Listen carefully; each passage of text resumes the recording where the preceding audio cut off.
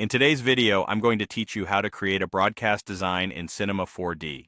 We'll move from modeling and animation to materials, lighting, camera work, and finally, rendering and compositing for a professional finish. Start by modeling your logo or graphics with NURBS-based objects.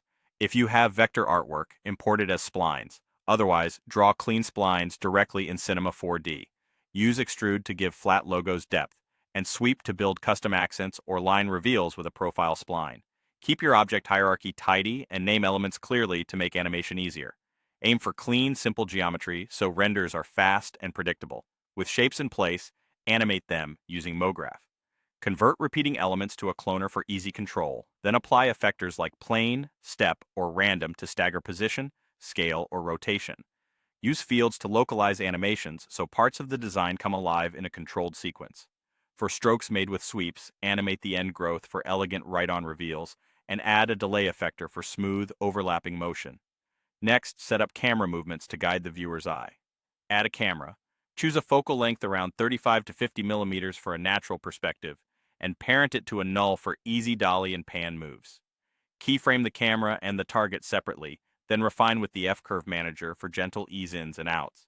Keep moves purposeful and slow enough to read the design, but dynamic enough to feel broadcast ready.